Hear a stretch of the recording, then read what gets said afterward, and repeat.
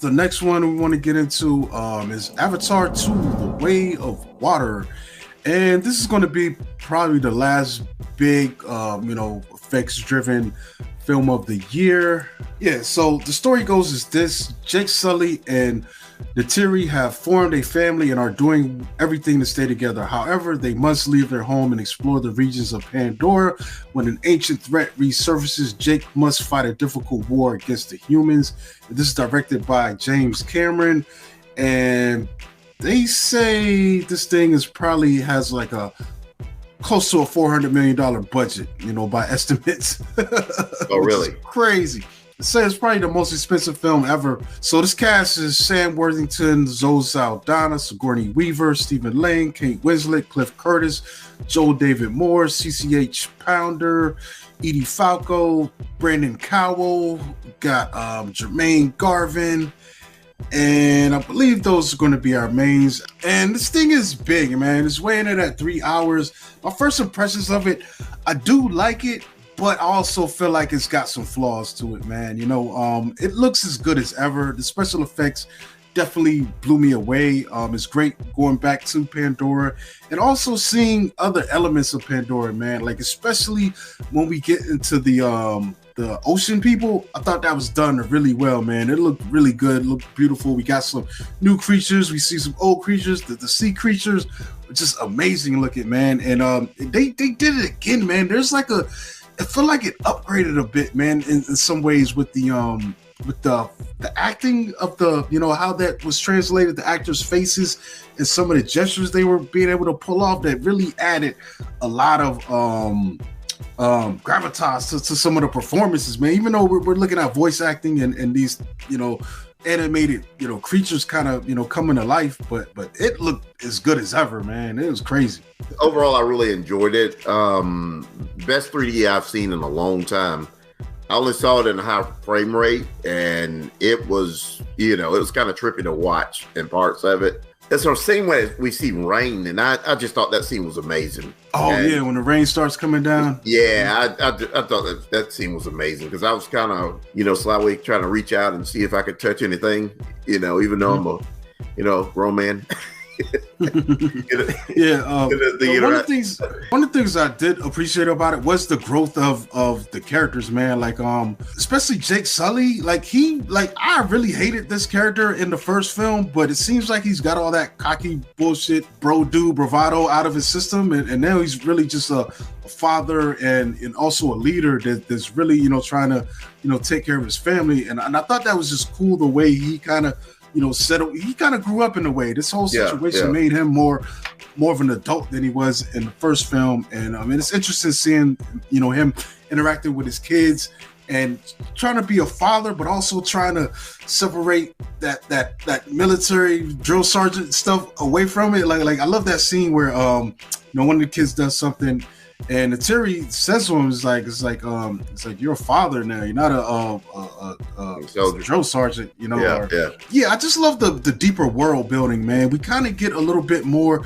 clues of what the industrial side of things is doing as well, so I can hear that squirrel in my ceiling.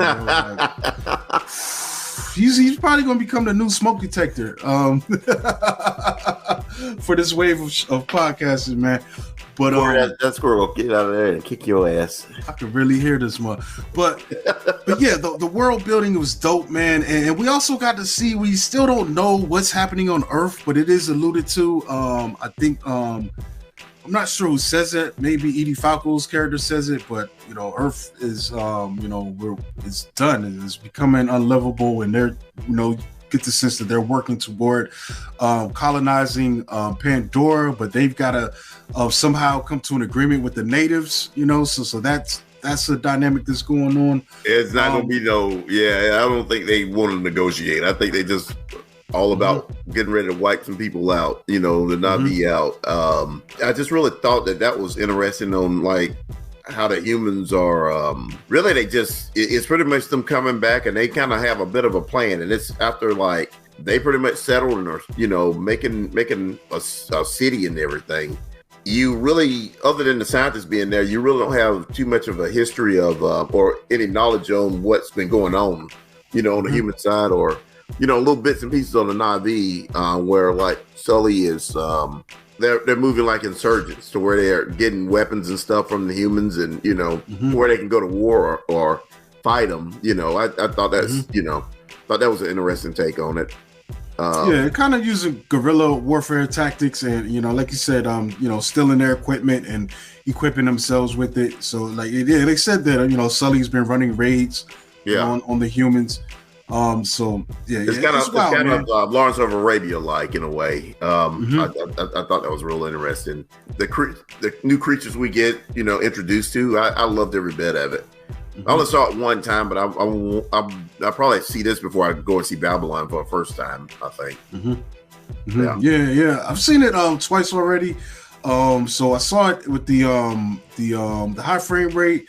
I think I spoke before off the camera how I was having a problem with it. Like my issue with it is it wasn't consistent. It was like certain, and it jumped around every couple minutes where some scenes were regular frame rate and then some were sped up, and it didn't make any rhyme or reason as to when they would speed it up or when they not. It seems like when things were moving pretty fast, you would get that, but then sometimes things were moving pretty fast and they would just throw it with the regular rate, or sometimes they would just be in mid-conversation and suddenly we get the high speed, and it's just like it wasn't a rhyme or reason. So the second time I saw it, I think it was a much better experience for me. It was just smoother, like just having the constant, even though it wasn't high frame rate, just having a constant, it was easier to soak into the world, just for me.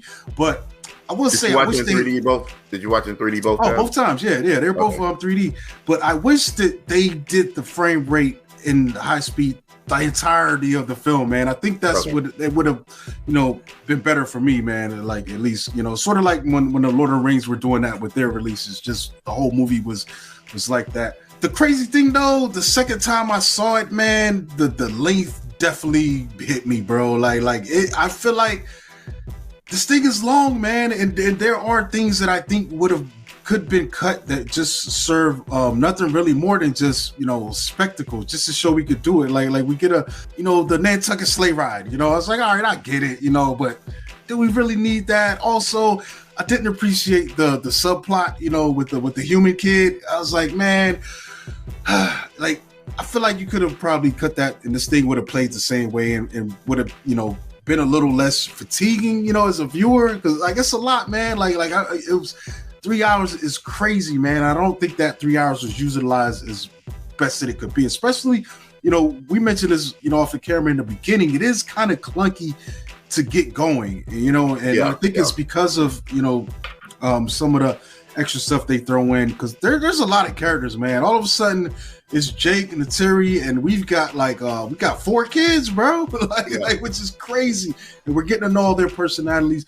But overall though, I did enjoy those kids, man. They all did have distinct personalities and contributions to the story, man, in different ways. So I thought that was pretty cool. That was worth the time that they put into it, because I don't think this story is leaning so much on, we get a brief explanation of the situation on the planet, but we still don't know a lot. I think this story was more about Jake and his family, and more about family bonds and family ties, which a film like this usually skips over that stuff. That's just, it'll be like if he made Aliens, but and decided to throw family into that. Big sci-fi usually doesn't, go that deep with this kind of stuff, and I applaud him for adding that to this, man, because people aren't doing that in these kind of films, Like right now, the only problem with a runtime, like right now, is let's find the time to actually go and see it without spending a whole day. But I don't see myself seeing this if you also add trailers, that's like 3 hours and 3.5 hours, bro. Yeah, it's a lot, man. I'm telling you, dude, it's a lot, because that second time I saw it, I know I saw the back of my eyes for like 30 seconds or a minute in that last action scene. Once they were under the water trying to get out, I was like, man, it still looked good and all, but that fatigue was getting in, dude. It was like, one thing I did not do is my original ticket was going to be 11:15 at night. I'm so glad I just took the day off and saw it that morning, because that one will kick my ass. because that would have been rough going home on. Yeah, I mean, I still think it's a good film, and if you do get a chance, go see it in the theater, because you're not going to see anything like this in the theater, like again until the next one comes around, man. It's just it's that, you know, it looks that good, you know. So, you know, I definitely you know, applaud him on that. But like, I don't know, man. Overall, though, I think if I gotta rate this film, though, I'm probably gonna give it about a 3, man. You know, and it's good, you know. But now I'm also waiting for the next one, man. I will say this though, dude, this is bugged out. Like even watching it, there's moments where I'm like, these blue people, this is so weird, but it's also so awesome. And then I'm like, I don't know what's going on in Cameron's brain. His brain ain't right. It ain't normal. Like so who knows what's going to happen in this next film? They said there was a space battle with Na'vi in it that was left out of part 2. And I'm just like, how do we get to that? Like, what's going on? Like, I'm just, man, I'm in, dude. Whenever this guy comes out, I'm real interested in the damn space battle. That would be insane if they. It's who knows, man? Who knows, man? Like, what's gonna go on? Because I think, man, just the way this film ends, I think this was just kind of a warm up, man. Because it's coming, dude. And it seems like this film is probably going to make its money back. It's not going to do what Cameron said he needed it to be successful, but I think it's going to be okay. But yeah, I guess ultimately I would say go see this film, man. If you haven't, you know, this is something that's, you know, don't get discouraged by the length, you know, like I'm talking my shit, but we're not going to experience anything like this until the next one comes out, man. So go ahead, man. End your year on a high note, man, because I think, you know, there's a lot of effort put into this thing, man, and they did a good job on it, you know. Yeah, and make it so kill. I'm a Star Wars fan, but it's a whole different experience. I'm a Star Wars and Star Trek fan, and that's a whole different experience seeing Avatar. Yeah, you know, there's nothing like this, man. It's completely different, and it's fun in parts, and it's dark in parts. There's a lot of drama in parts of it. I do want to say shout out to Zoe Saldana, man. Like, I think her performance was just crazy in this, man. There's a couple moments where Ney'tiri goes off, and you're just like, whoo, like, yeah, man. It's and she did that, man. Like if they had an award for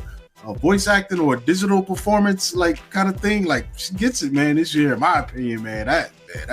She was killing it.